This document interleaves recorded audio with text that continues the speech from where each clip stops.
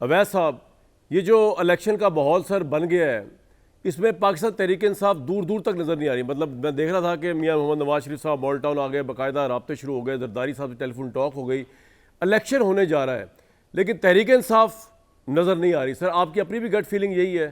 جو لوگ تحریک انصاف کی طرف سے بات بھی کر رہے ہیں مذاکرات کی، وہ بھی جیل کے اندر ہیں فی الحال، تو جیسے کیسر کیسر وغیرہ، اگرچہ کرپشن کے الزامات ہیں ان کے اوپر، دیکھیں گے کیا فیصلہ نکلتا ہے. Where do you stand?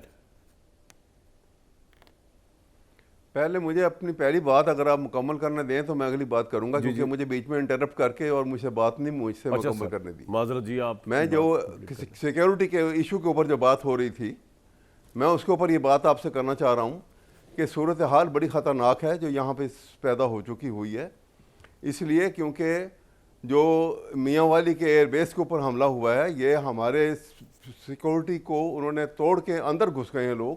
یہ بڑا سیکورٹی لیب سے بہت بڑا، اور اگرچہ اللہ کے فضل سے ہماری آرم فورسز نے وہ تمام کے تمام دہشت گرد جو ہے ان کو جنت رسید کر دیا اور وہاں سے وہ فارغ ہو گئے. لیکن جو نقصان ہوا اور جو سیکورٹی لیپس ہوا ہے، اس کے خلاف کارروائی کوئی معلوم نہیں ہوا کہ کیا کارروائی ان کے خلاف ہو رہی ہے. سر فوج کا اپنا ایک میکینزم ہوتا ہے، اگر سیکورٹی لیبس آپ کو لگتا ہے تو وہ کریں گے کارروائی، اس بارے میں ہم کو ہوگا. سنیے، جی بتائیے. سوال یہ ہے کہ بات یہ ہے کہ پاکستانی قوم جو ہے وہ چاہتی ہے کہ چیف آرمی اسٹاف جو ہے وہ قوم کو ایڈریس کریں اور بتائیں کہ یہ قوم کو ایڈریس کریں، اس طرح حملے ہو رہے ہیں پاکستان کے، وہ اطلاع کریں، بتائیں آپ یہاں قوم کو کانفیڈنس میں لیں.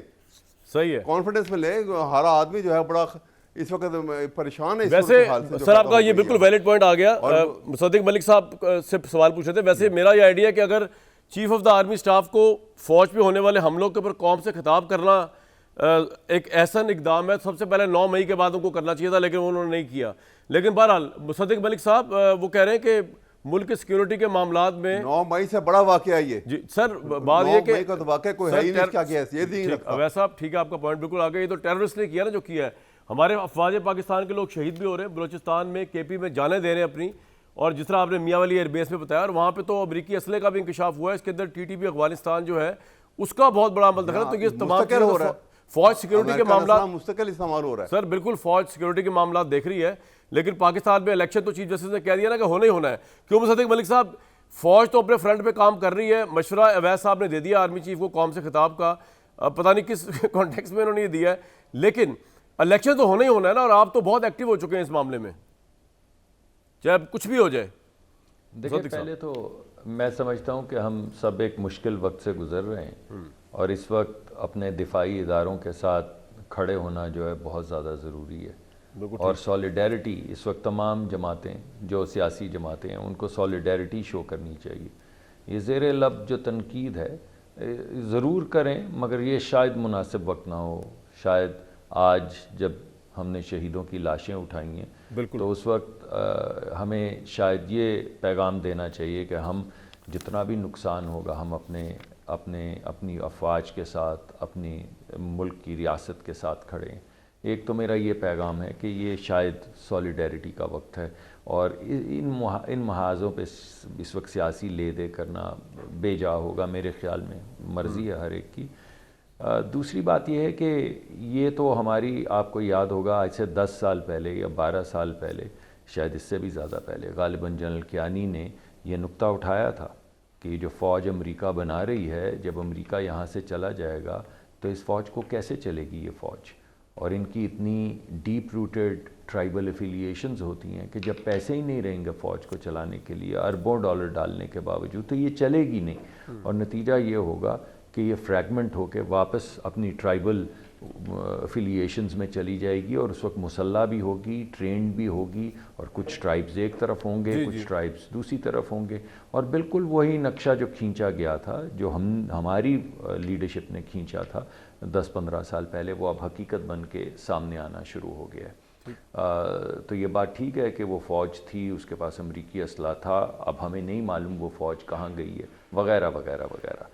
وہ ساری بات ہو چکی. میرے خیال میں الیکشن تو انشاءاللہ ہر صورت ہوں گے، الیکشن ہونے چاہیے. اور اس وقت تمام سیاسی صدیق صاحب، سوال میرا یہ تھا کہ صرف آپ اور پیپلز پارٹی نظر آ رہے ہیں نا، اور تو کوئی نظر نہیں آ رہا اس وقت. یہ آپ کا ایک سیزن 2 اب چلے گا، نہیں، بلکہ سیزن دیکھیے، 3 یا 4 ہوگا چارٹر آف ڈیموکریسی کا، جی جس طرح ٹیلی فون پہ گفتگو ہوئی ہے. باقیوں کو کھیلنے نہیں میرے دیے. خیال میں ابھی باقیوں کو کھیلنے نہیں دے رہے. اچھا آتا ہوں، میں نے سیاسی سوال آپ سے پوچھا تھا ویسا آپ نے اسکپ کر دیا. آتا ہوں دوبارہ آپ کے پاس. جی مصدق صاحب. جی اب مجھے پورا سوال کا پہلا موقع نہیں دیا نا، اس لیے بات کر اچھا سر میں تو تھا نہیں، I am sorry I was late, تو اس لیے مجھے نہیں پتا تھا آپ کو، ورنہ میں تو ہمیشہ موقع دیتا ہوں، آپ جانتے ہی. جی مصدق صاحب.